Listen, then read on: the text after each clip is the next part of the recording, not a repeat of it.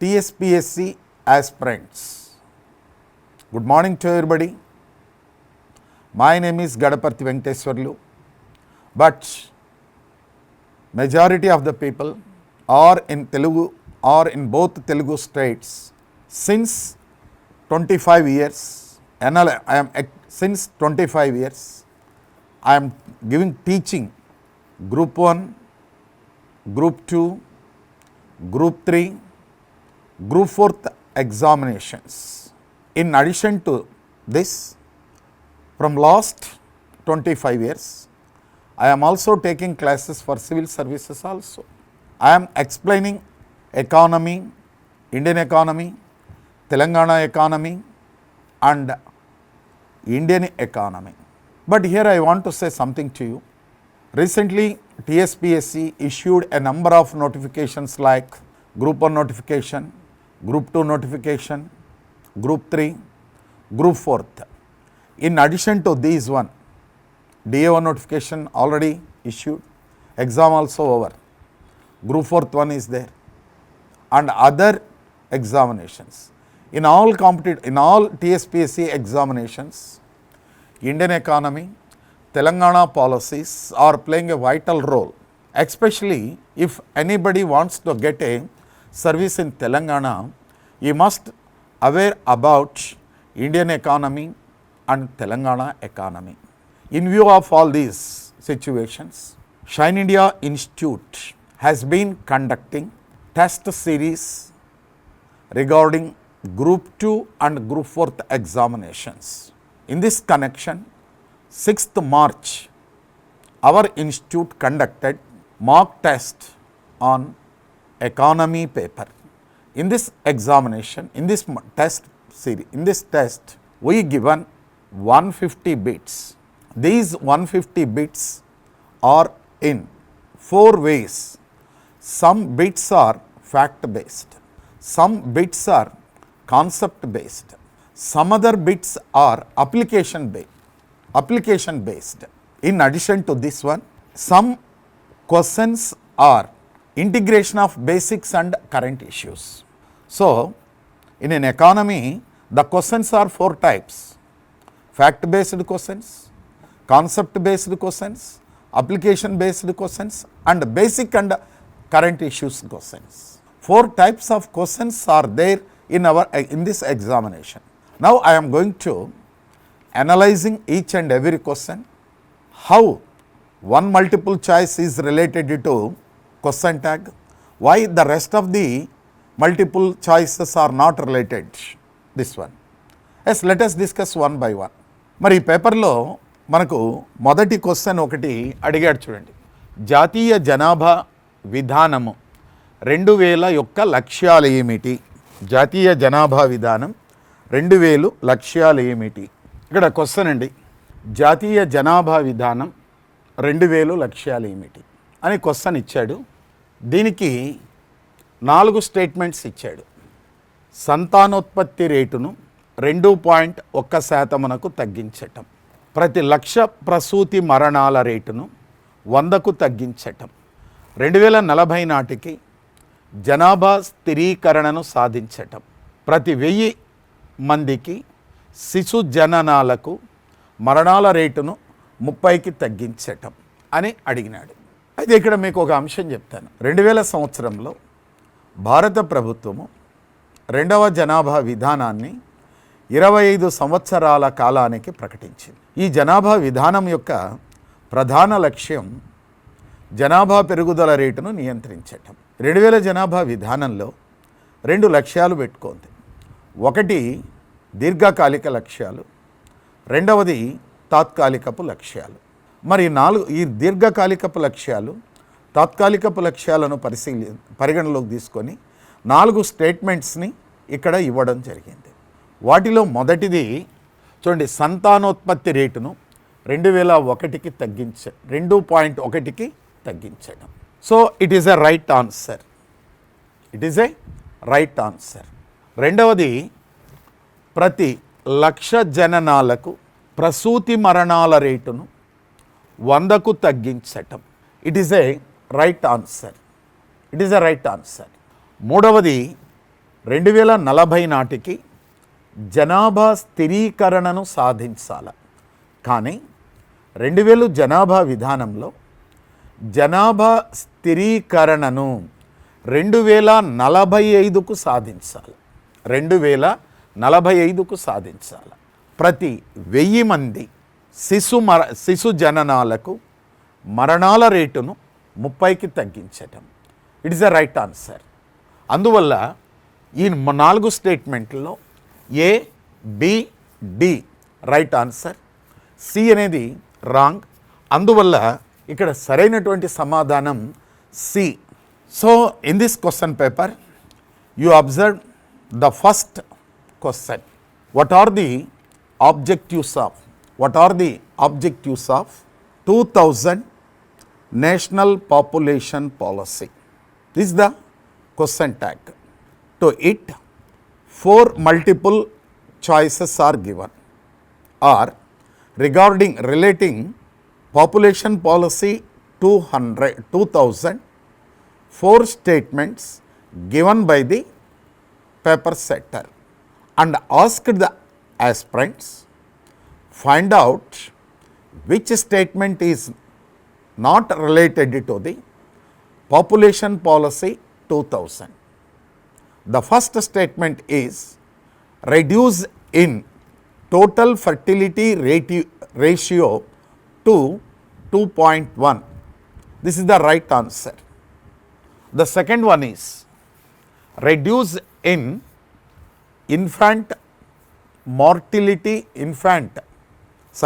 reduce in maternity mortality rate to 100 per 1 lakh. So it is also right objective. The fourth one is then to achieve population stabilization by 2040. But according to National Population Policy 200, Government of India put an objective, achieve population stabilization by 2045. So that regarding the question, C is the wrong statement. The fourth one is reduce in infant mortality rate to 30 per 1000 births. It is the right statement. So that out of 4 alternatives, A is not correct, B is not correct, D is not correct, C combination, C code is a right one. ఇక్కడ రెండవ క్వశ్చన్ని పరిశీలించండి. జనాభా పరిణామ సిద్ధాంతాన్ని economic development in low income countries అనే గ్రంథములో చర్చించినదెవరు అని అడిగినారు. ఇది ఫ్యాక్ట్ బేస్డ్ క్వశ్చన్. దీనికి పెద్ద విశ్లేషణ అవసరం లేదు. ఏ కాంబినేషన్ కోల్ మరియు Hoover, B TR Malthus and Edwin Cannan, C Malini Balasingam మరియు థామ్సన్, డి నియో మరియు మాల్తూసియన్లు. 4 మల్టిపుల్ చాయిస్లు ఇచ్చారు.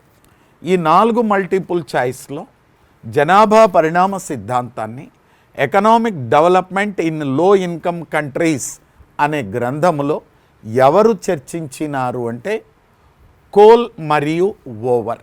టిఆర్ మాల్థస్ అనే ఆర్థికవేత్త ఆర్థిక వృద్ధి, జనాభా పెరుగుదల రేటు మధ్య కార్యాకరణ సంబంధాన్ని వివరిస్తూ జనాభా పరిణామ సిద్ధాంతమును రచించినాడు.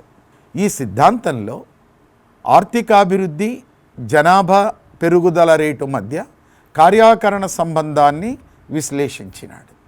జనాభా పరిణామ సిద్ధాంతాన్ని కోల్ మరియు ఓవర్ అనే ఆర్థికవేత్తలు తమ గ్రంథమైన ఎకనామిక్ డెవలప్మెంట్ ఇన్ లో ఇన్కమ్ కంట్రీస్లో చర్చించినారు.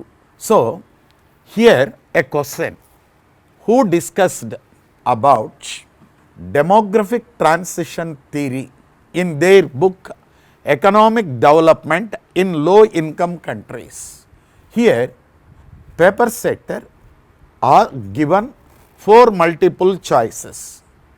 The first multiple choice is coal and over. The second, T.R. Malthus and Edwin Cannon. The third, Malini Balasingham and Thompson. Fourth one, Neo and Malthusian. Out of these four alternatives, which author firstly discussed in his book?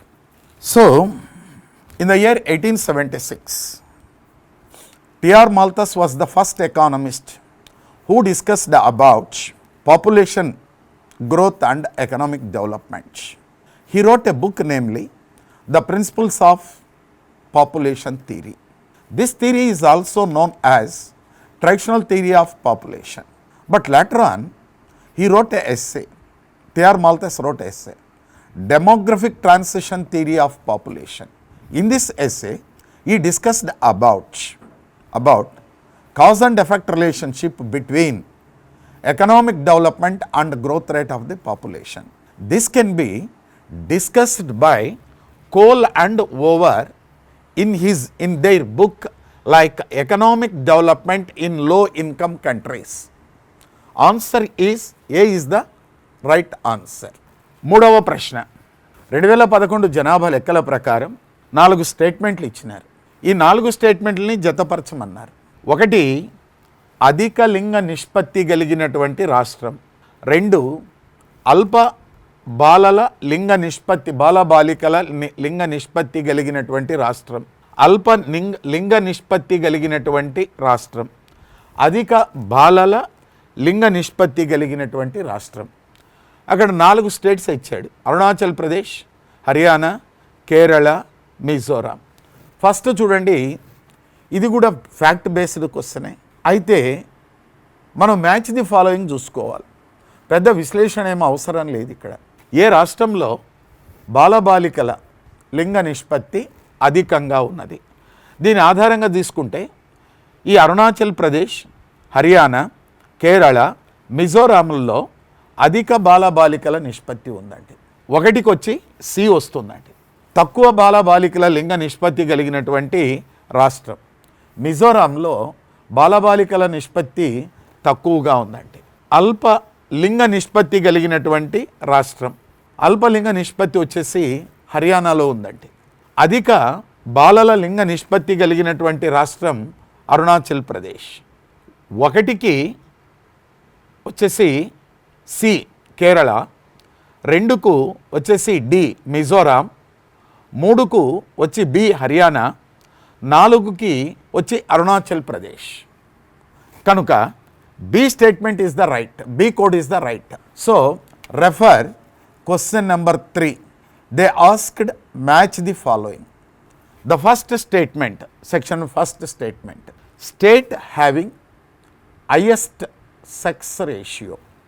Out of 4 states, in Kerala, highest sex ratio is there. Kerala stands first place in sex ratio. The second question, low children sex ratio state. Low children sex ratio state, Mizoram. The third one is low sex ratio state, Haryana. Fourth one, high children sex ratio state, Arunachal Pradesh. High children sex ratio state, Arunachal Pradesh. According to 2011 population census, in Kerala, highest sex ratio is there. Whereas in Haryana, lowest sex ratio is there. Come to the point. Sex ratio in children. In children, highest sex ratio is in Arunachal Pradesh. In children, lowest sex ratio in Mizoram. Answer is B. B means 1 for C. Highest sex ratio state is Kerala, C. Then the second, lowest sex ratio in children state is D, Mizoram. Low sex ratio state, Haryana. High sex ratio rate in children, Arunachal Pradesh. C is the answer.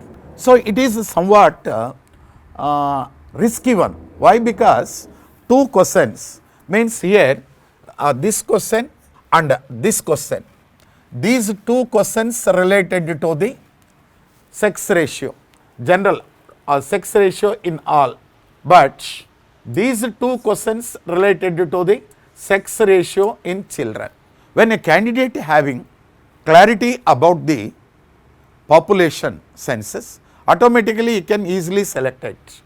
The first is the wrong answer, the second is the right answer, the third is wrong answer, the fourth is wrong answer. You come to fourth question. ఐక్యరాజ్య సమితి population fund వారి నిర్వచనము ప్రకారము demographic dividend అనగా, ఐక్యరాజ్య సమితి population fund వారి నిర్వచనం ప్రకారం డెమోగ్రఫిక్ డివిడెండ్ అనగా, ఇది fact based question. It is a fact based question. పనిచేసే వయస్సు ఉన్న జనాభా పని చేయని జనాభా సమానముగా ఉండటం. It's the wrong answer. పని చేసే వయసున్న జనాభా తక్కువ పని చేయలేని జనాభా ఉండటం. It is the wrong answer.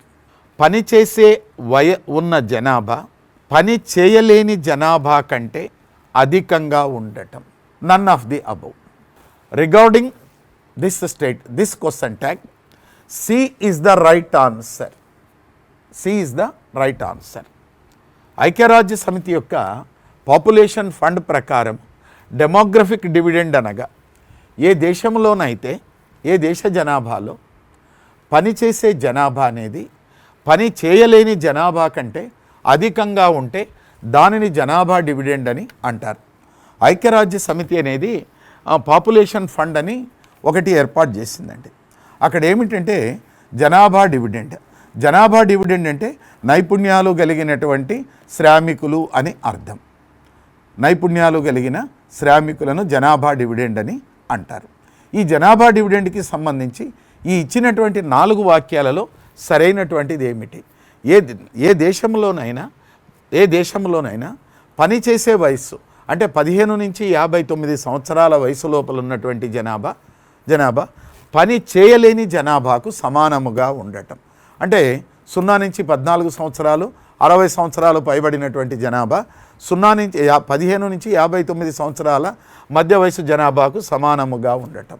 It's a wrong answer. పనిచేసే వయసున్న జనాభా తక్కువ పని చేయలేని జనాభా ఎక్కువగా ఉండటం. పనిచేసే వయసు ఉన్న జనాభా తక్కువగాను పని చేయలేని జనాభా ఎక్కువగా ఉండటం. అంటే ఇక్కడ ఏంటంటే డిపెండెంట్ పాపులేషన్ అనేది పనిచేసే వర్కింగ్ పాపులేషన్ కంటే అధికంగా ఉండటం. అయితే ఇక్కడ ఏమంటాడంటే population dividend means when working population అనేది డిపెండెంట్ పాపులేషన్ కంటే ఎక్కువగా ఉంటే దాన్ని అంటారు. నన్ ఆఫ్ ది అబౌవ్ అంటాడు. So according to my knowledge, out of 4 alternatives, outrightly you rejected the none of the above అంటాడు. Then C is the right answer. In any ఏ దేశంలోనైనా పనిచేసే జనాభా అనేది పని చేయలేని జనాభా కంటే అధికంగా ఉంటే దానిని జనాభా డివిడెండ్ అని అంటారు. Here you observe the 4th question tag. According to United nations population funds definition, who are the demographic dividend. Who are the demographic dividend? According to United Nations Population Fund, demographic dividend is a. So, regarding this statement, regarding this question tag, paper setter asked you 4 multiple choice. The first multiple choice is working population almost all equal to the dependent population. Working population equal to the dependent population. In any country, if working population sometimes equal to the dependent population. But I think that it is a wrong statement. If you observe, second, in any economy, working population is less than that of the dependent population. So it is also wrong one. The third one, working population is greater than that of the dependent population. It is a right answer. So population, United Nations Population Fund divided the population as two categories. The first one is dependent population and working population. Dependent population means a population aged between 0 to 14, defined as children. Children population not allowed into the economic activities. Population aged above 60 years, old people, they are also not identified as a working population. But who are the working population?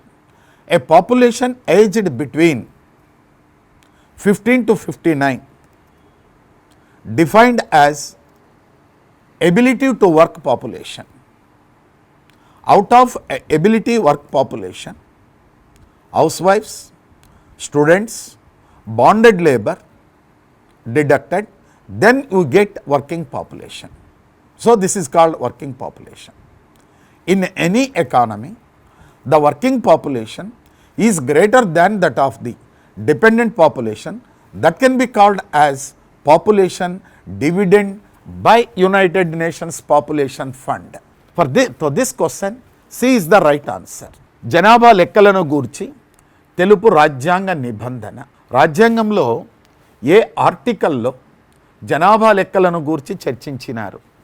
Article 250, article 248, article 326, article 246. In then 246 ఆర్టికల్లో జనాభా లెక్కలను గూర్చి చర్చించినారు. Observe the fifth question.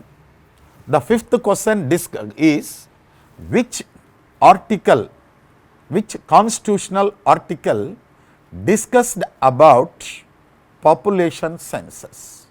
Article 250, Article 248, Article 326, Article 246.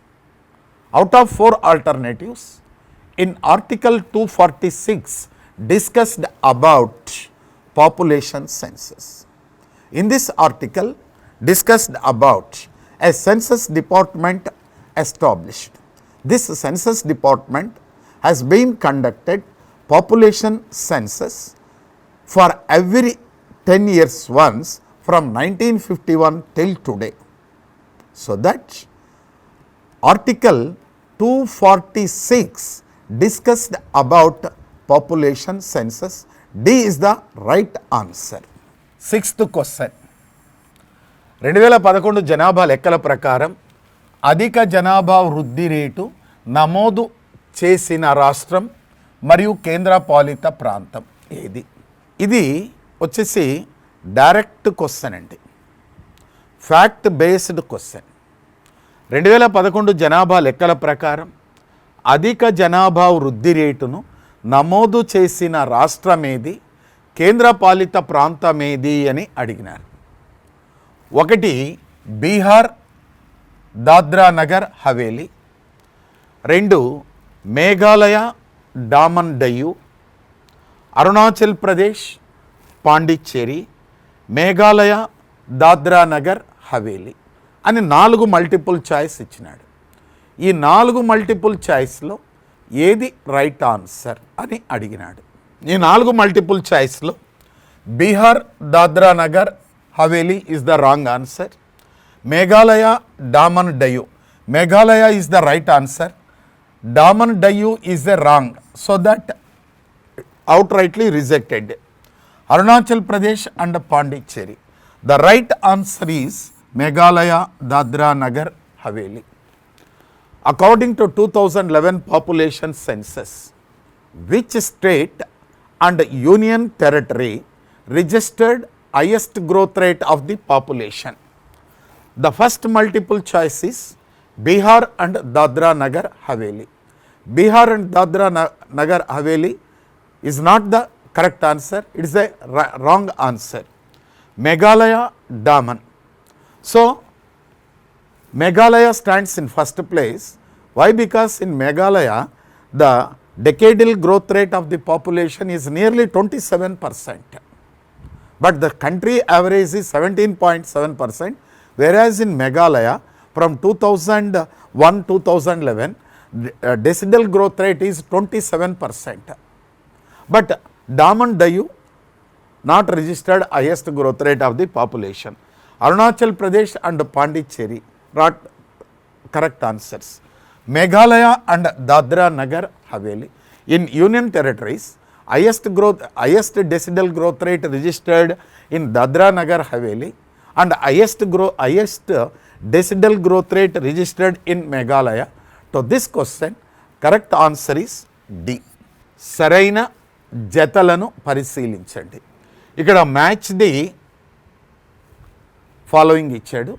ఈ match the ఫాలోయింగ్లో భాగంగా ఒకవైపు A B C D ఇచ్చాడు, తరువాత ఇక్కడ ఇచ్చారండి. రైట్, వీటిని జతపరచుము అని అన్నాడు. స్కార్లెట్ కాలర్ వర్కర్స్ అంటే, స్కార్లెట్ కాలర్ వర్కర్స్ అంటే దుకాణాలలో పనిచేసే మహిళలను స్కార్లెట్ కాలర్ వర్కర్స్ అంటారు. It's the right combination. Grey colour workers, IT రంగంలో పనిచేసే ఉద్యోగులను గ్రే కలర్ వర్కర్స్ అని అంటారండి. It is the right answer. Yellow colour workers, cinema రంగంలో పనిచేసే కార్మికులను ఎల్లో కాలర్ వర్కర్స్ అని అంటారు. It is the right answer. Orange caller workers, నిర్మాణ పనివారు అంటే భవన నిర్మాణంలో పనిచేసేటువంటి వాళ్ళని ఆరెంజ్ కాలర్ వర్కర్స్ అంటారు. 4 స్టేట్మెంట్లు సరైనటువంటివి కాబట్టి D. Here our paper setter asked match the following and asked us which one is not correct related. Here 4 multiple choices are given regarding workers: scarlet workers, grey collar workers, yellow collar workers, orange collar workers, white collar workers, like this. And then he given another one statement. Scarlet collar workers means female workers working in business establishments called as scarlet collar workers. Female workers worked in business establishments called as scarlet collar workers. It is the right combination. Grey color workers means labor who are working in IT sector called as grey collar workers. It is the right statement. Yellow collar workers, labor who are working in cine field called as yellow collar workers. Orange collar workers, labor who are working in construction called as orange collar workers. White collar workers, labor who are working in government offices called as white collar jobs. So that all 4 matchings are related to each other. That's why all of the above is the correct answer. జనాభా పెరుగుదలను నియంత్రించే అంశాలేవి? ఒక దేశంలో జనాభా పెరుగుదల రేటును నియంత్రించే అంశాలు కానివేవి అని అడిగి 4 మల్టిపుల్ చాయిస్ అయిన అడిగినాడు. పారిశ్రామిక రంగాల విస్తరణ, ఆదాయ సమ పంపిణీ, రైట్, కనీస వివాహ వయస్సును పెంచటం, స్త్రీ విద్యా స్థాయిని పెంచటం అని 4 మల్టిపుల్ చాయిస్ ఇచ్చినాడు. ఈ 4 మల్టిపుల్ చాయిస్లో జనాభా పెరుగుదలను నియంత్రించే అంశము కానిదేది ఈ 4గింటిలో అన్నాడు. అయితే ఈ 4 కూడా జనాభా పెరుగుదల రేటును నియంత్రిస్తాయి.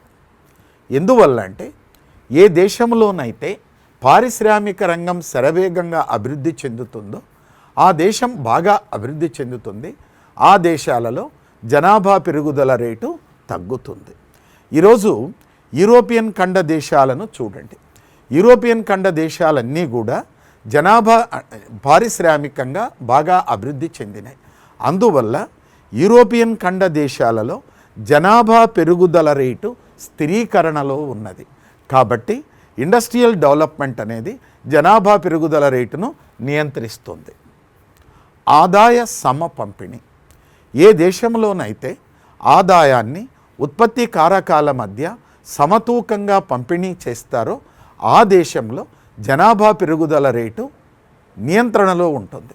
ఈరోజు ప్రపంచంలో అభివృద్ధి చెందినటువంటి దేశాలలో పరిశీలిస్తే ఆ దేశాలలో ఆదాయ పంపిణీ అనేది సమానముగా ఇంచుమించుగా ఉంటుంది. అందువల్ల యుఎస్ఏలో కానివ్వండి, న్యూజిలాండ్లో కానివ్వండి, ఆస్ట్రేలియాలో కానివ్వండి, యూరోపియన్ దేశాలలో చూడండి, లేక అభివృద్ధి చెందినటువంటి దేశాలన్నిటిలో కూడా ఆదాయ పంపిణీ సమానముగా ఉంది. అందువల్ల ఆ దేశాలలో జనాభా పెరుగుదల రేటు స్థిరముగా ఉన్నది.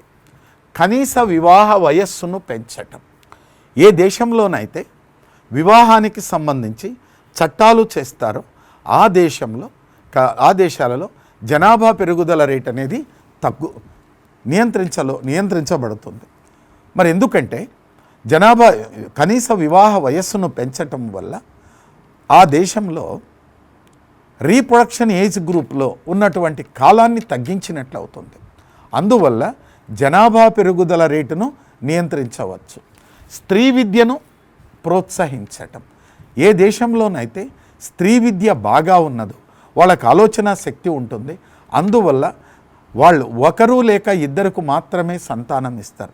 అందువల్ల ఈ 4 కారకాంశములు కూడా జనాభా పెరుగుదల రేటును నియంత్రించేవే, కానీ ఇవి కానివి మాత్రం కాదు. అందువల్ల D is the answer. Our paper setter asked a peculiar question regarding population.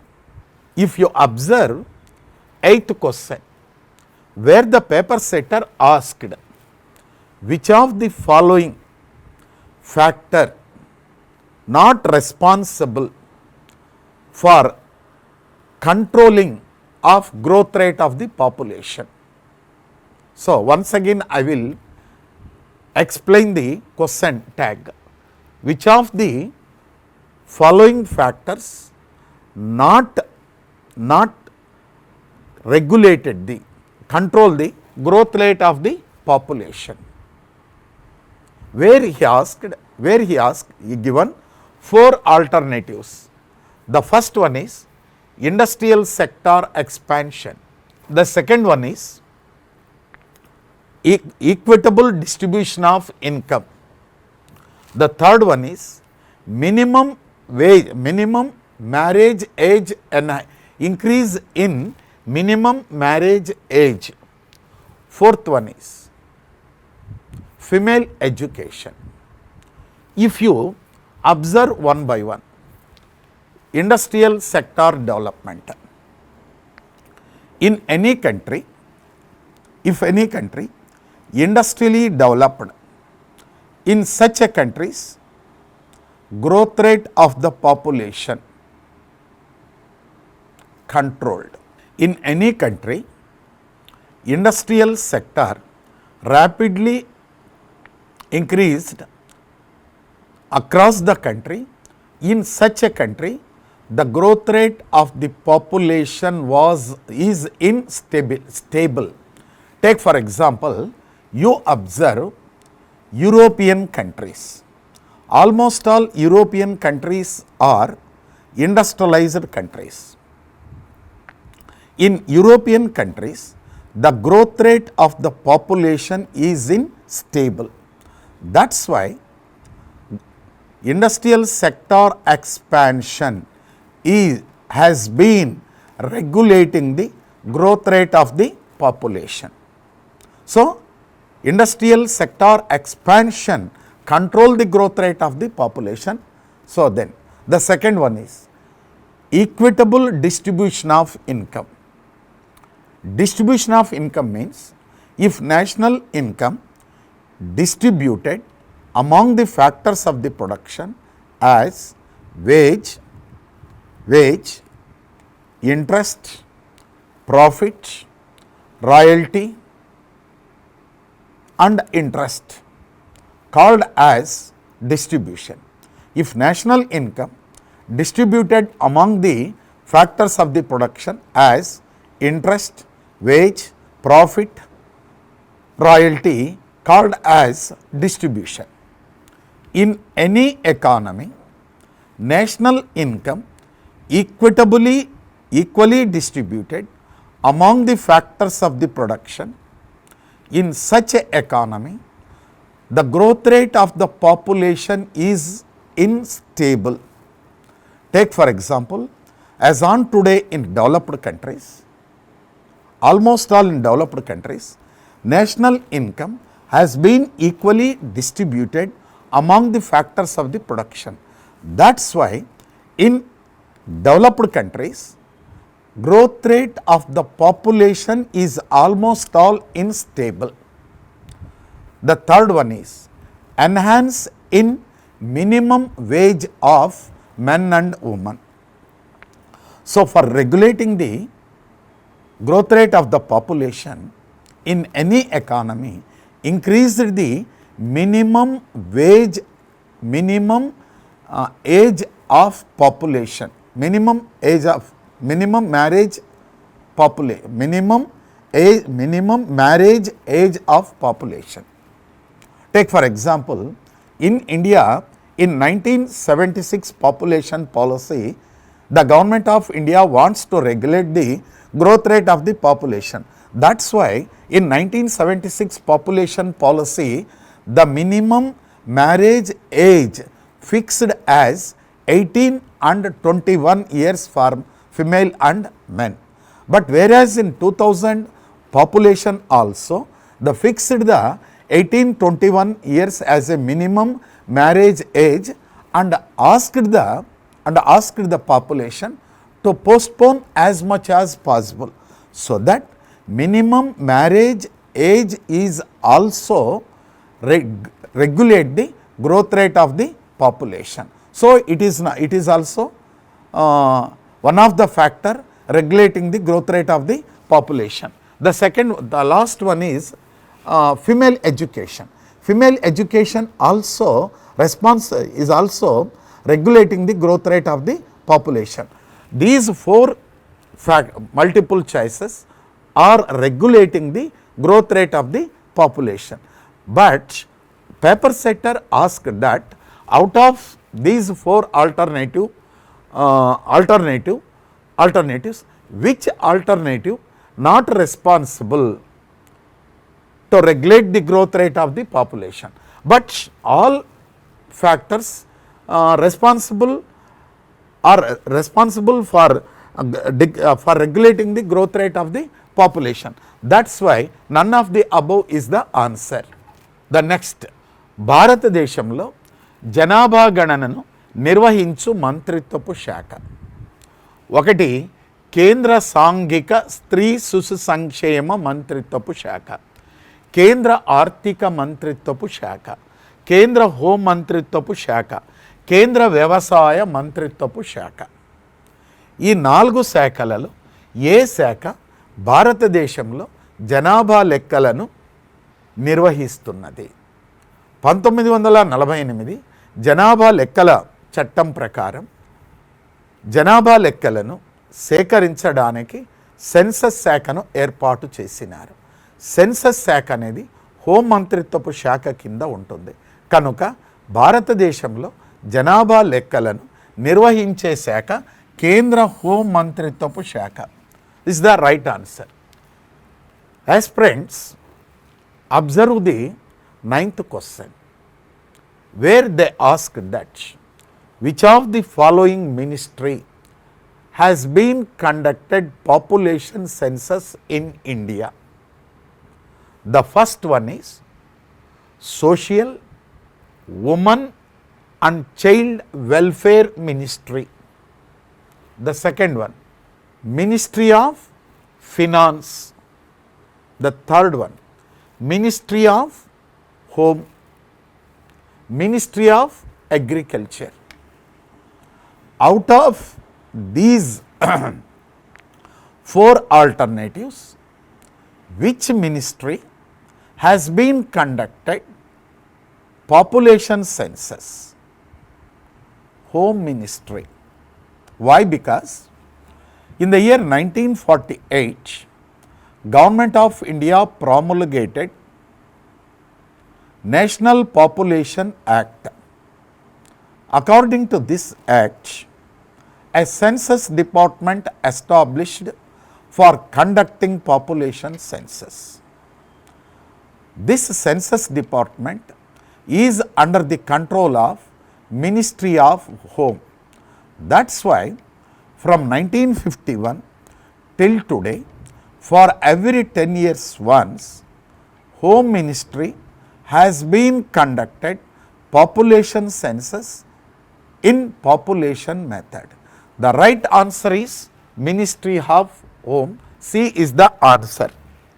క్రింది సరైన అంశాలను ఎన్నుకొనుము. 2011 జనాభా లెక్కల ప్రకారం భారతదేశ ఆధారపడే వారి నిష్పత్తి 652. యువకులలో ఆధారపడే వారి నిష్పత్తి అధికముగానున్నటువంటి రాష్ట్రం బీహార్. ముసలివారిలో ఆధారపడే వారి నిష్పత్తి అధికముగా గల రాష్ట్రం మహారాష్ట్ర. భారతదేశంలో ముసలివారిలో ఆధారపడే వారి నిష్పత్తి 142. ఈ 4 మల్టిపుల్ చాయిస్లో సరైనటువంటిది ఏది? మరి 2011 జనాభా లెక్కల ప్రకారం ప్రతి 1000 మందికి ఆధారపడే జనాభా ఎంత ఉన్నది? 652 మంది ఆధారపడే జనాభా ఉన్నది. యువకులలో అంటే 18 నుంచి 34 సంవత్సరాల వయస్సు లోపల ఉన్నటువంటి వారిని యువకులు అంటారు. యువకులలో ఆధారపడినటువంటి జనాభాని రాష్ట్రాల వారీగా పరిశీలిస్తే బీహార్లో అధికంగా ఉన్నది. ఇది రైట్ ఆన్సరే. ముసలివారిలో ఆధారపడే వారి నిష్పత్తి అధికముగా కలిగినటువంటి రాష్ట్రం మహారాష్ట్ర. అంటే ఇక్కడ 60 సంవత్సరాలు పైబడినటువంటి వాళ్ళందరినీ కూడా ఓల్డ్ పీపుల్ అంటారండి. ఈ ఓల్డ్ పీపుల్ అనేటువంటి వాళ్ళని రాష్ట్రాల వారీగా పరిశీలిస్తే మహారాష్ట్ర కాదండి. మహారాష్ట్రలో ఎందుకంటే పారిశ్రామికంగా ఇతరత్రా ఉంటారు కాబట్టి 70-80 సంవత్సరాలు వచ్చినప్పుడు కూడా కొంత పని చేస్తుంటారు. మరి ఈ సి అనేది రాంగ్ స్టేట్మెంట్ అండి. భారతదేశంలో ముసలి వారిలో ఆధారపడే వారి నిష్పత్తి ప్రతి 1000 మందికి 142 మంది ఉన్నారని అంటున్నారండి. D is the right answer. So ఇక్కడ C code is the right answer. C code is the right answer.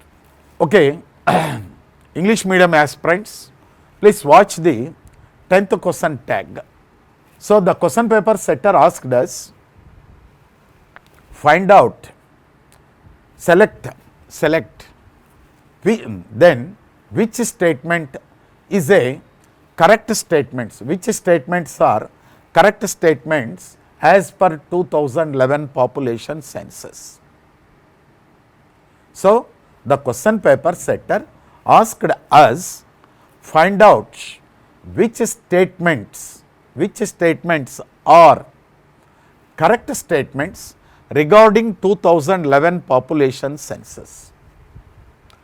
According to 2011 population census, in India, dependent population per 1000 population is 652. It is the right answer.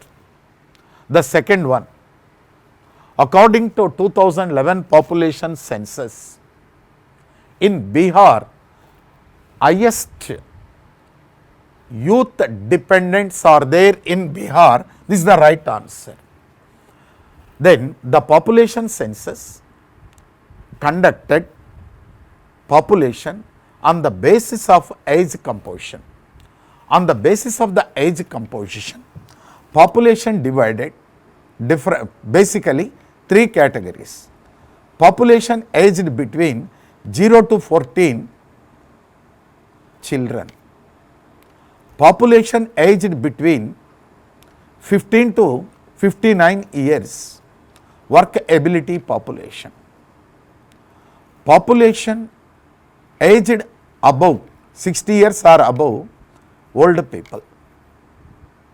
Then, in addition to this, census department divided the population. Teenagers, population aged between 14 years to 18 years, called as adolescent population or teenage population. Thirdly, population aged between 18 years to 34 years, youth. Among the youth, the dependent population in Bihar is highest. Bihar is in highest. So this is the right answer.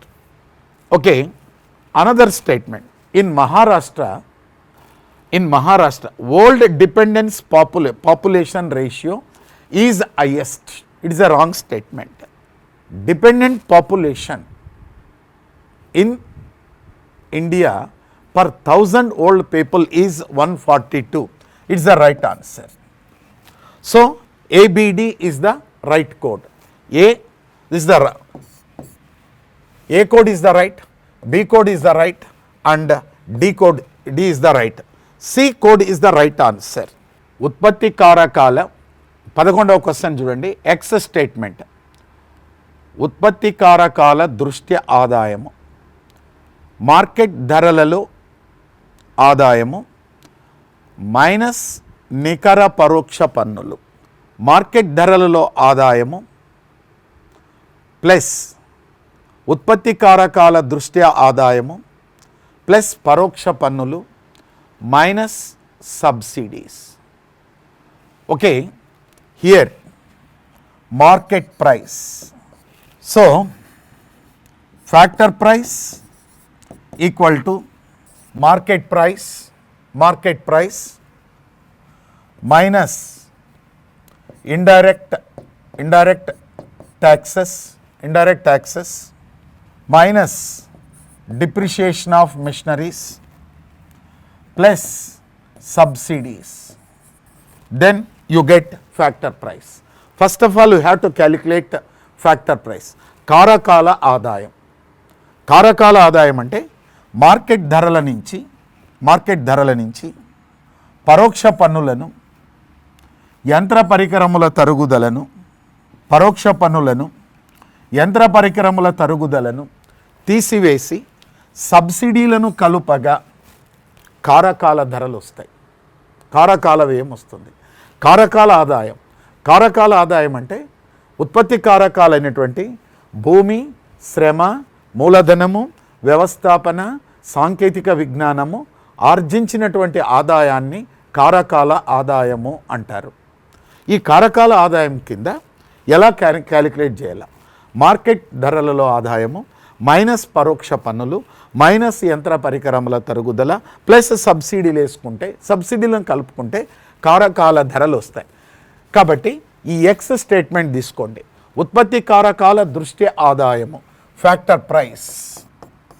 Okay, factor price then equal to market price minus indirect taxes. It is the right statement. Second, market ధరలలో ఆదాయం, market prices. If you are market prices equal to factor price plus indirect taxes minus subsidies, then you get factor price. So it is also right answer. Okay, ఇక్కడ మనకు C code అనేది సరైన సమాధానం. ఇక్కడ అభ్యర్థికి కొన్ని చాలా జటిలంగా ఈక్వేషన్స్ ఉంది. మొదటిది ఏమంటే ఉత్పత్తి కారకాల దృష్ట్యా ఆదాయము ఈక్వల్ టు మార్కెట్ ధరలలో ఆదాయము మైనస్ నికర పరోక్ష పన్నులు అన్నాడు. అయితే ఇక్కడ కారకాల ఆదాయమును కనుక్కోవాలంటే మార్కెట్ ధరలలోని ఆదాయం నుంచి పరోక్ష పన్నులను, యంత్ర పరికరముల తరుగుదలను తీసివేసి సబ్సిడీలను కలుపుకుంటే ఫ్యాక్టర్ ప్రైస్ వస్తుంది. ఫ్యాక్టర్ ప్రైస్ అంటే ఏమిటి? ఒక సంవత్సర కాలంలో ఉత్పత్తి కారకాలైనటువంటి భూమి, శ్రమ, మూలధనము, వ్యవస్థాపన, సాంకేతిక విజ్ఞానము, ఆర్థిక కార్యకలాపాల ద్వారా ఆర్జించినటువంటి ఆదాయాన్ని కారకాల ఆదాయము అంటారు. మరి కారకాల ఆదాయమును కనుక్కోవాలంటే మార్కెట్ ధరలలోని ఆదాయము minus indirect taxes, then minus depreciation of machineries plus subsidies, then we get factor price. Market price అంటాడు. సెకండ్ స్టేట్మెంట్, మార్కెట్ ధరలలో ఆదాయం factor price plus indirect taxes minus subsidies. That is the right answer. So XY is the right answer. Hi students, you observe these two statements. The first statement is, you observe the first statement. You observe the first statement. The first statement is factor price, FP. What is a factor price? What is a factor income? Factors of productions like land, labor, capital, organization and technology are being earned income by economic activities in a year called as factor income. What is a factor income? Factors of the production. What are the factors of the production? Land, labor, capital, organization and technology. These factors of the productions are being earned income by economic activities in a year called as factor pricing or factor pricing income. Then how it can be calculated? Factor price income equal to market price.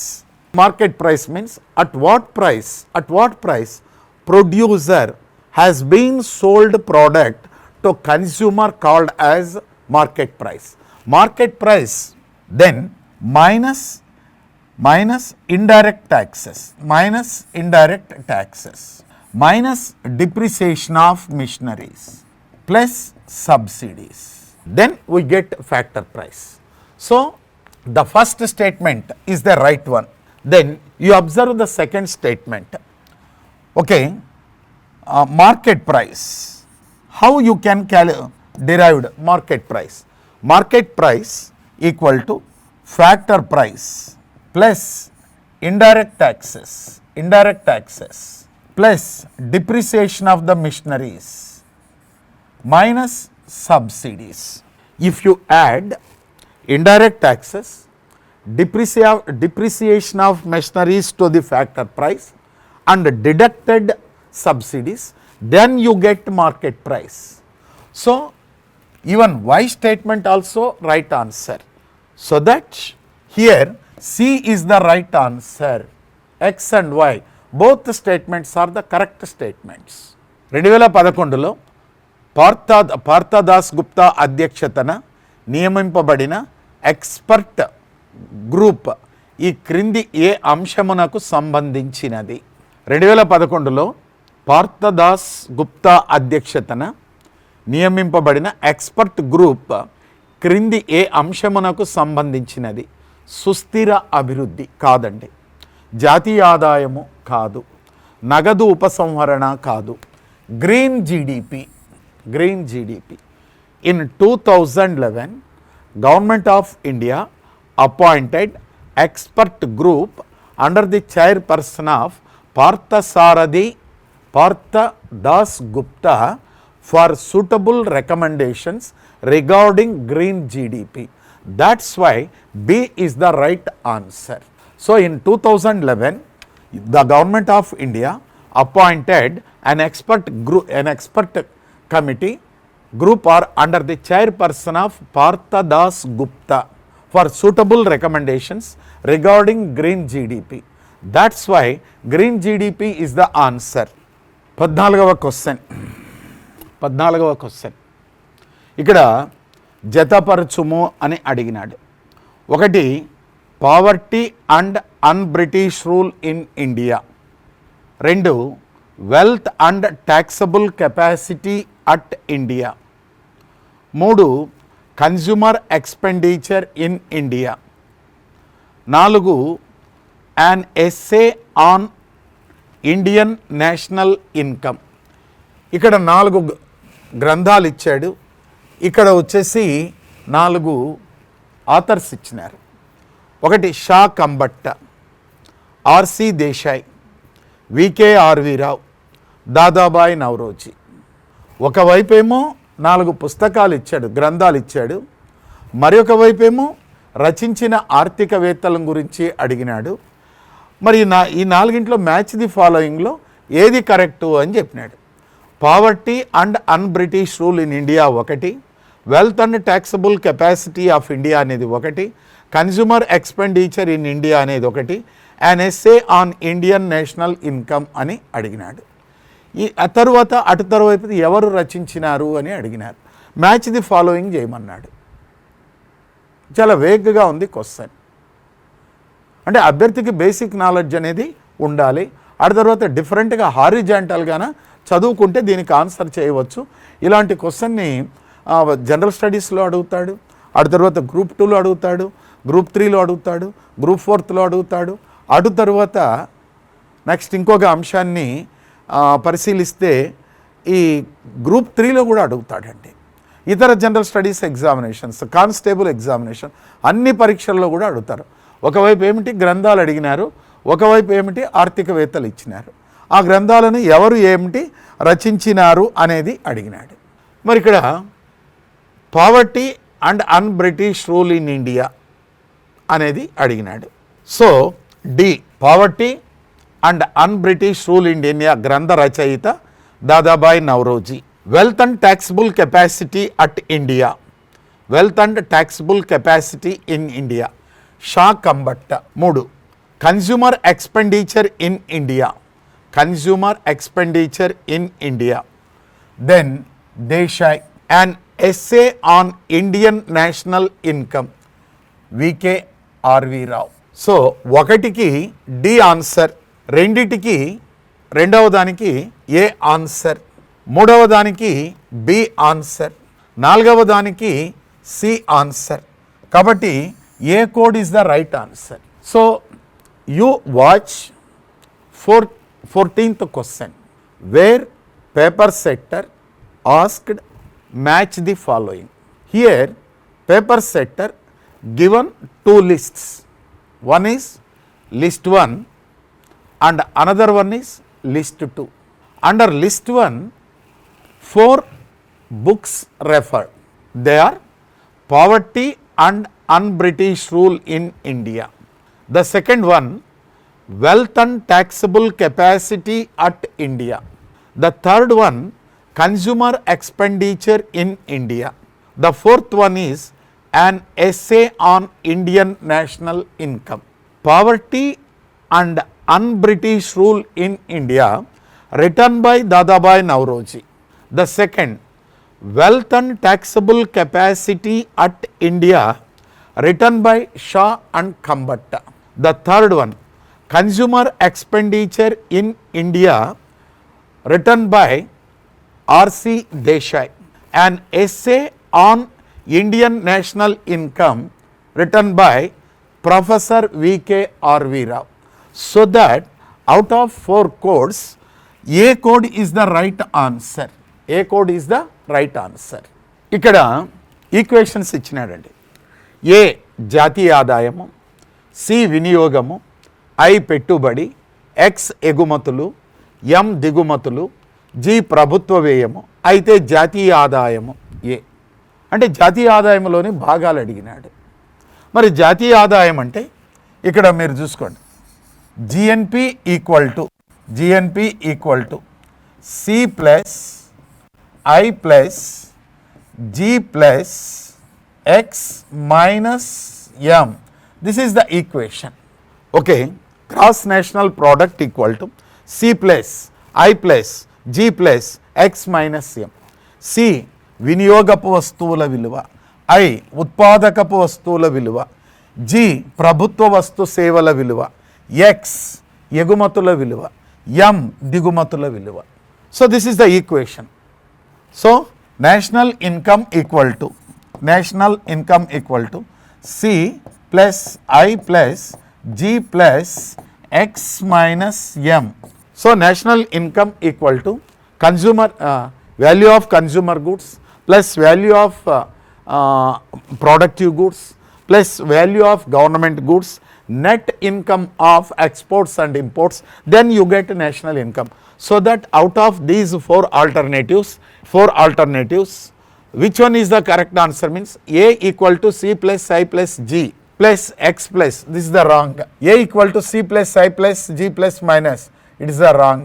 Then A equal to C plus I plus G plus M minus X, it is the wrong. So D is the right answer. A equal to C plus I plus G plus X minus M. Exports minus M. First exports ఉండాలి, తరువాత imports ఉండాలి. జాతీయ ఆదాయపు వృద్ధి rate ఆధార సంవత్సరపు ధరలలో ఇప్పటి వరకు రుణాత్మకముగా ఎన్ని పర్యాయములు నమోదైనది? ఒకటి 5 సార్లు అన్నాడు, 2 7 సార్లు అన్నాడు, 6 పర్యాయములు అన్నారు, 3 పర్యాయములు. రీసెంట్గా 2020-21 పరిగణలోకి తీసుకుంటే గతంలో 5 పర్యాయములు ఉండేది, ఇప్పుడు 2021 తీసుకుంటే 6 పర్యాయములు. So you observe the 16th question where paper setter asked from 1951 till today national income grew at negative rate how many times? 5 times, 7 times, 6 times or 3 times? 6 times. Okay, B is the right answer. ఇక్కడ 17వ క్వశ్చన్గా X అంటే private ఆదాయం ఇచ్చినాడు, why అంటే corporate పన్నులు పంచిపెట్టబడని లాభాలు ఇచ్చాడు, Z అంటే ఆదాయపు పన్ను ఇచ్చినాడు. అయితే వ్యయార్హ ఆదాయం ఏమిటి, పీడిఐ అంటే ఏమిటి అని అడిగినాడు. పీడిఐ అంటే ఏమిటి అని అడిగినాడు. వ్యయార్హ ఆదాయము పీడిఐ ఈక్వల్ టు అంటే పర్సనల్ డిస్పోజల్ ఇన్కమ్, ఖర్చు పెట్టడానికి అందుబాటులో ఉన్నటువంటి ఆదాయం ఎంత ఉన్నది అనేది కనుక్కోవాలండి. ఈ ఖర్చు పెట్టడానికి ఉన్నటువంటి ఆదాయంలో ఎంత ఉన్నది అంటే personal income equal to pi. Personal income తీసేద్దాం. పర్సనల్ ఇన్కమ్ నుంచి ఏం తీసేయాలంటే దెన్ వెస్టి పన్నులు తీసేయాలంటే అంటే ఇన్కమ్ ట్యాక్స్, ప్రొఫెషనల్ ట్యాక్స్ మొదలైనటువంటివి తీసేయాలి. అవి తీసేసిన తరువాత పొదుపులు, భవిష్యత్ అవసరాల కోసం ఉన్నటువంటి పొదుపులు తీసుకోవాలి. తరువాత పొదుపులు తీసేసిన తరువాత విరాళాలు తీసేయాలి, ఏమైనా విరాళాలు ఉంటే తీసివేయాలి. తరువాత సాంఘిక భద్రతా చెల్లింపులు తీసేస్తే డిస్పోజల్ ఇన్కమ్ అనేది వస్తుందండి.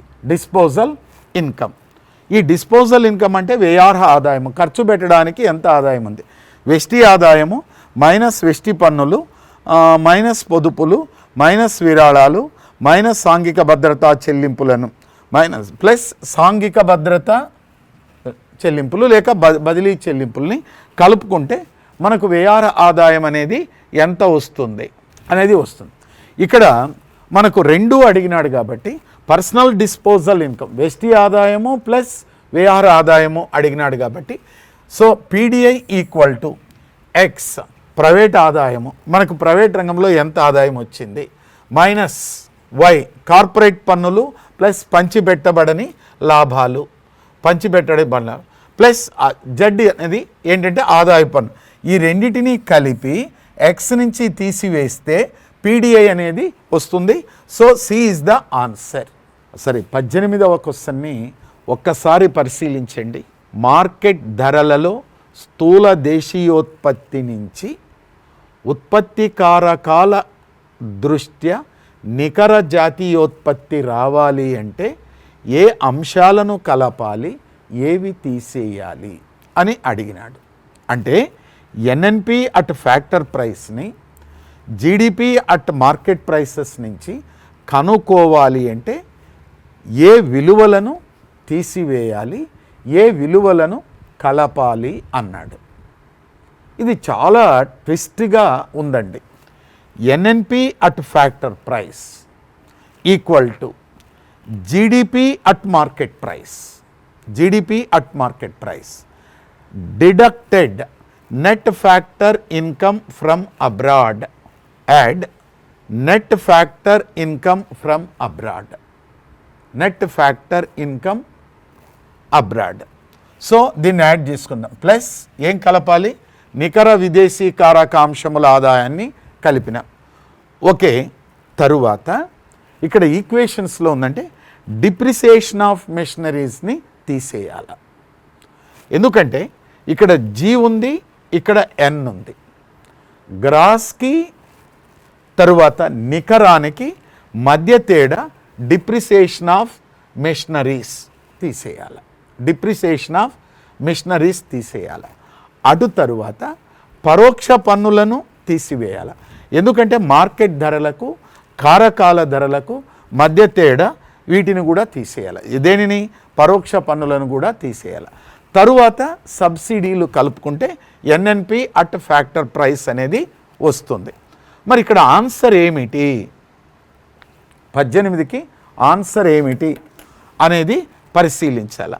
ఆన్సర్ పరిశీలిస్తే చూడండి, GDP at market price plus నుండి నికర జాతీయోత్పత్తి రావాలంటే ఏ అంశాలు కలపాలంటే net factor income from abroad తీసేయాలి, కలపాలి. Net factor income from abroad కలపాలి. తరువాత దేన్ని తీసేయాలి, పరోక్ష పన్నులు తీసేయాలి. తరువాత ఇక్కడ ఏంటంటే డిఎంని తీసేయాలి, minus depreciation of machineries.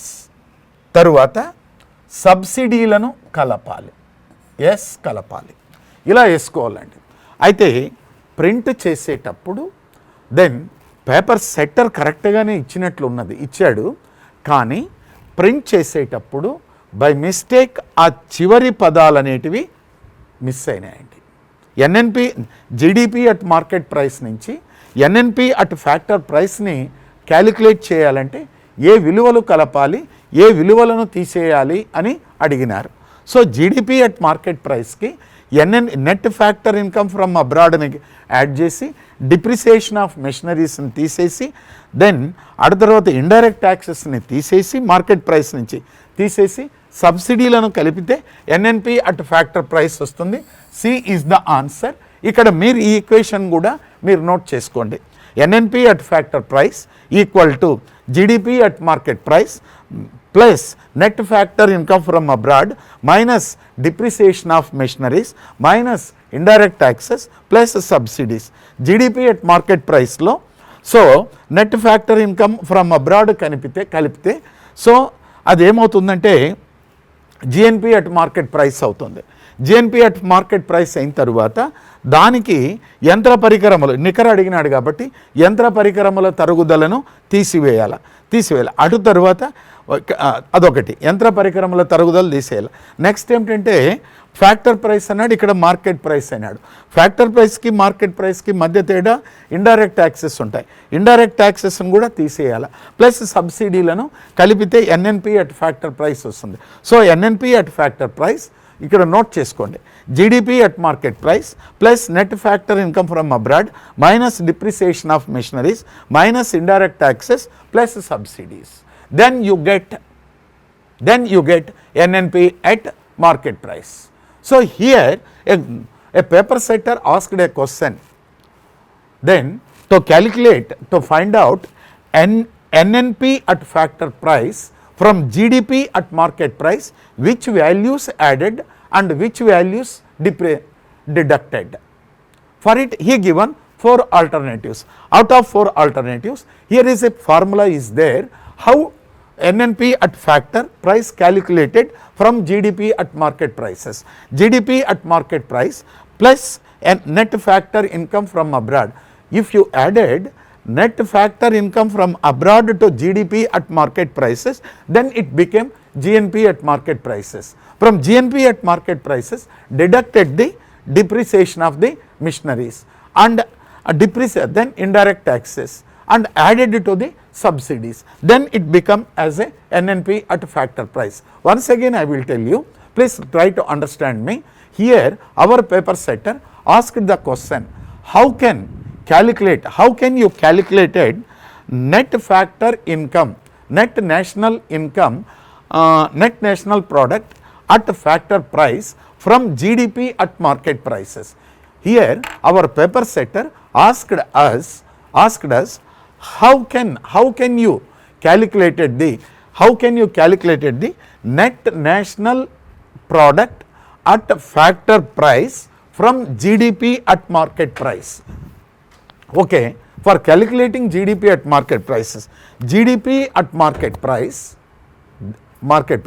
plus net factor income from abroad. So if you add net factor income from abroad GDP at market prices, then you get GNP at market prices. From GNP at market prices, deducted depreciation of machineries and indirect taxes and add subsidies, then you get NNP at factor price. Here C is the answer. This is net factor income from abroad and then net indirect taxes plus depreciation of machineries minus depreciation of machineries plus subsidies, then C is the right answer. ఆదాయ చక్రీయ ప్రవాహములోని 3 రంగాల నమూనా యందు leakages ఏమిటి, injections ఏమిటి వరుసగా అని అడిగినాడు. Okay, ఇక్కడ క్వశ్చన్ చూడండి. ఆదాయ చక్రీయ ప్రవాహములోని 3 రంగాల నమూనా యందు లీకేజెస్ ఏమిటి, ఇంజెక్షన్స్ ఏమిటి వరుసగా. ఆదాయ చక్రీయ ప్రవాహమునకు లీకేజెస్ పొదుపులు, లీకేజెస్ అండ్ ఇంజెక్షన్స్, పొదుపులు, పన్నులు, ఫీజులు, ఇంజెక్షన్స్ పెట్టుబడులు ప్లస్ ప్రభుత్వ వ్యయము. ఓకే, 3 సెక్టార్ మోడల్లో ఈ 3 కూడా లీకేజెస్ అండి, లీకేజెస్. ఇవేమో ఇంజెక్షన్స్. ఆన్సర్ అనేది A. So in 3 sector cyclical flow of income, in 3, please be listen English medium students, in 3 sector cyclical flow of income, which are leakages and injections. So for 3 sector cyclical flow of income, savings, taxes, fees are leakages and investments, public expenditure are the injections. So that A is the answer. ప్రస్తుతం జాతీయ ఆదాయమును అంచనా వేయడానికి ఆధార సంవత్సరం 2011-12. దీనికి బదులు దీని స్థానంలో 2017-18 తీసుకోవాలని మొస్పీ వాళ్ళు ఎవరి అధ్యక్షతన కమిటీని నియమించినారు అన్నారు. అంటే ప్రస్తుతం వచ్చేసి జాతీయ ఆదాయాన్ని అంచనా వేయడానికి 2011-12ని ఆధార సంవత్సరముగా ఎంపిక చేసుకున్నారు. ఈ ఆధార సంవత్సరాన్ని మార్చాలంటే ఒక కమిటీని వేయాల. మొస్పీ ఎవరి అధ్యక్షతన కమిటీని వేసినది అని అడిగినారండి.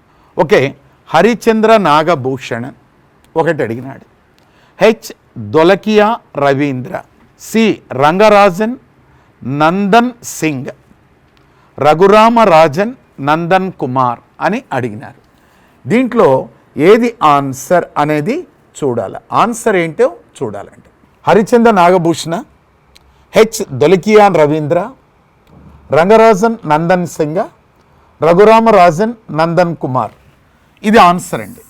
So must be ministry of statistics and programme implementation appointed an expert committee from expert committee under the chairperson of on whom to change the base year from 2011-12 to 2017-18. So answer is H. Dolakia and Ravindra. In the year 2016, NDA government, under NDA government, Ministry of Statistics and Program Implementation appointed an expert committee under the chairperson of H. Dolakia and Ravindra for suitable recommendations to select which year as a base year in the place of 2011 and 12. So answer is B. జాతీయ వ్యవసాయ విధానం 2000 ప్రకారం సరైన అంశములను ఎన్నుకొనుము. అంటే 2000 సంవత్సరంలో జాతీయ విధానం అనేది ఉంది. ఆ జాతీయ విధానానికి సంబంధించి 4 స్టేట్మెంట్లు ఇచ్చినాడు. ఆ 4 స్టేట్మెంట్లో సరైనటువంటి స్టేట్మెంట్ ఏదో కనుక్కోమన్నాడు. ఒకటి వర్క్ డబ్ల్యూటీఓ నిబంధనలకు అనుగుణముగా రూపొందించినారు, రైట్ ఆన్సర్. ప్రైవేట్ పెట్టుబడులను ప్రోత్సహించినారు, రైట్. ఇది రాంగ్ అండి. దీని లక్ష్యం రాబోయే 2 దశాబ్దాలలో 4% వృద్ధి రేటును సాధించాలా. 2020 నాటికి ప్రతి సంవత్సరం 4%తో వ్యవసాయ రంగంలో వృద్ధి రేటును సాధించాలా. వ్యవసాయ రంగంలో పరిశ్రమలను ప్రోత్సహించాలా. సో ఈ 4 స్టేట్మెంట్లో A statement correct? C statement correct, D statement correct. Answer is ACD. 2000 సంవత్సరంలో భారత ప్రభుత్వము జాతీయ వ్యవసాయ విధానాన్ని ప్రకటించినారండి. ఈ జాతీయ వ్యవసాయ విధానాన్ని ఎంఎస్ స్వామినాథన్ ఏమంటాడంటే ఎవర్ గ్రీన్ రెవల్యూషన్, నిరంతర హరిత విప్లవము అని అంటాడు. ఇక్కడ 4 అంచెల వ్యూహాన్ని పాటించినాడు. ఈ విధానంలో ప్రతి సంవత్సరం వ్యవసాయ రంగంలో 4% వృద్ధి రేటును సాధించాలా. It's the right answer. ఈ వ్యవసాయ విధానాన్ని WTO నిబంధనలకు అనుగుణముగా రూపొందించినారు. ఇది రైట్ ఆన్సర్. ఈ వ్యవసాయ విధానంలో ప్రైవేట్ పెట్టుబడులను అనుమతించినారు. B is the wrong answer. వ్యవసాయ రంగంలో పరిశ్రమలను స్థాపించాలన్నారు, right answer.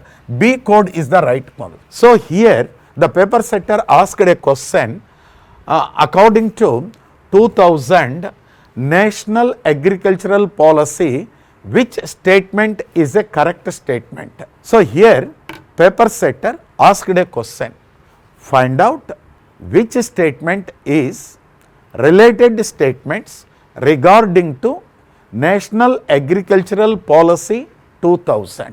In the year 2000, the government of India legislated National Agricultural Policy 2000. This policy drafted on the basis of WTO norms. According to this policy, every year 4% growth rate to be achieved in agriculture sector by 2020. According to this policy, the government encouraged, invited foreign direct investment and private investments in agriculture research. And also this policy promoted the establishment of industries, so that out of 4 statements, A statement is the right statement, C statement is the right statement, D statement is the right statement. Answer is ACD. మరి ఇక్కడ match the following అడిగాడు వ్యవసాయ రంగానికి సంబంధించి. వ్యవసాయ పరోక్ష సహాయ అభివృద్ధి సంస్థ, జాతీయ వ్యవసాయ గ్రామీణాభివృద్ధి బ్యాంక్, గ్రామీణ అవస్థాప అభివృద్ధి నిధి, సమగ్ర పంటల బీమా పథకం. అయితే అగ్రికల్చరల్ రీఫైనాన్స్ డెవలప్మెంట్ కార్పొరేషన్, ఇది కరెక్ట్ స్టేట్మెంట్ అండి. జాతీయ వ్యవసాయ గ్రామీణాభివృద్ధి బ్యాంక్, 1982లో నాబార్డుని స్థాపించినారు. RIDFని 1995లో స్థాపించినారు. సమగ్ర పంటల బీమా పథకాన్ని 1985లో ఏర్పాటు చేసినారు. సో ఇక్కడ ఆన్సర్ ఏమిటి ఆన్సర్ ఒకటికి ఏ కరెక్ట్ ఆన్సర్, రెండిటికి వచ్చేసి సి ఆన్సర్, రెండిటికి సి ఆన్సర్. దెన్ ఆర్ఐడిఎఫ్కి వచ్చేసి 1995 డి ఆన్సర్, డి ఆన్సర్. సమగ్ర పంటల బీమా పథకం వచ్చేసి B answer. D code is the right answer అండి, D code is the right answer. So వ్యవసాయ పరోక్ష సహాయ అభివృద్ధి నిధిని 1963లో స్థాపిస్తారు, నాబార్డ్ని 1982లో స్థాపిస్తారు, ఆర్ఐడిఎఫ్ని 1995లో స్థాపిస్తారు, సమగ్ర పంటల బీమా పథకాన్ని 1985లో తీసుకొని వస్తారు. Is the right answer. So you observe the 22 question. The 22 question is the match the following. One side they asked the 4 organizations, another side they given establishment year. The first one is Agricultural Refinance Development Corporation.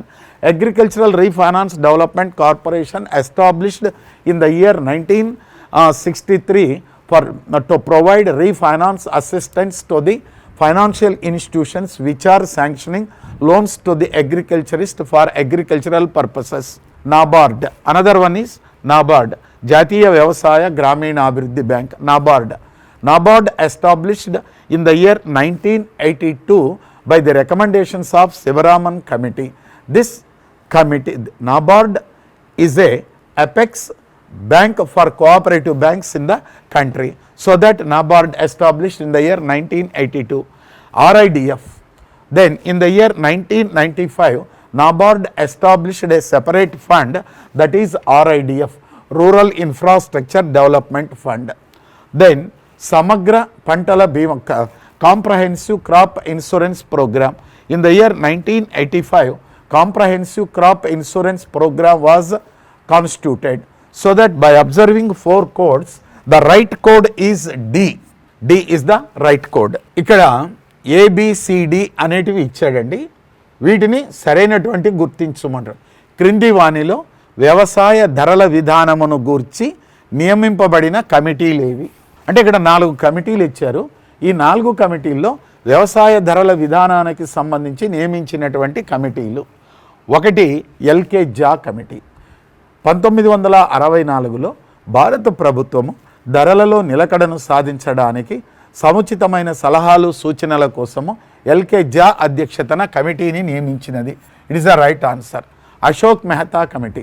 1957లో భారత ప్రభుత్వము ఆహార ధాన్యాల విచారణ సంఘమును అశోక్ మెహతా అధ్యక్షతన నియమించినారు. Ashok Mehta committee stock ట్రేడింగ్ని సూచించినది. ఫోర్డ్ ఫౌండేషన్ బృందము. ఫోర్డ్ ఫౌండేషన్ 1959లో భారతదేశానికి ఫోర్డ్ ఫౌండేషన్ బృందము వచ్చి ఆహార ధాన్యాల ఉత్పత్తిని పెంచడానికి సాంద్ర వ్యవసాయ పథకమును సూచించినది. ఇది correct. Lakdawala committee. Lakdawala committee అనేది పేదరికపు అంచనాల కమిటీ. కాబట్టి ABC is the right answer. So you watch the 23rd question.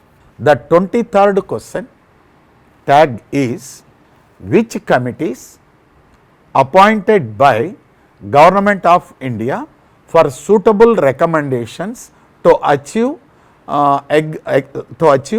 stability in agriculture food grains prices. So here the statement once again I will tell you. So they asked a question, which committees appointed by the government for suitable recommendations to achieve price stabilization of agricultural products. LK Jha Committee. In the year 1964, the Government of India appointed an expert committee under the chairperson of LK Jha Committee. This committee constituted for suitable recommendations how to achieve food security to the people and how to achieve stability of food grains prices. So that LK Jha Committee is the right answer. Ashok Mehta Committee. In the year 1957, Union Government appointed Food Grains Enquiry Committee under the chairmanship of Ashok Mehta.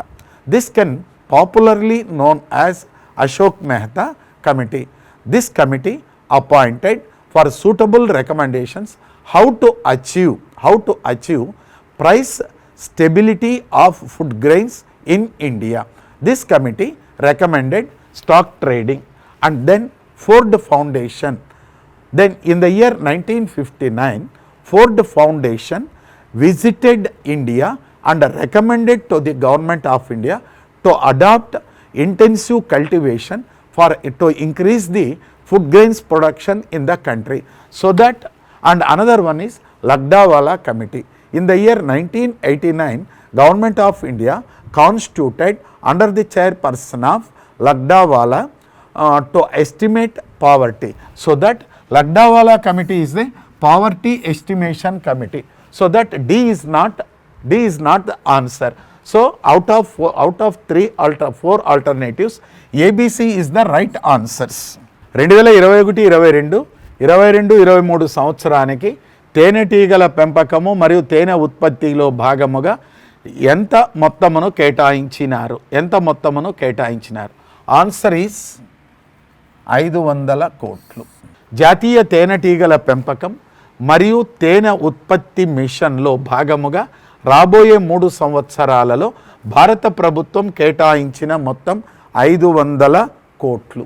Okay, how much outlay allocated National Bee Honey Mission for 3 consecutive years like 2021-22, 22-23 and 23-24 is answer is 500 crores.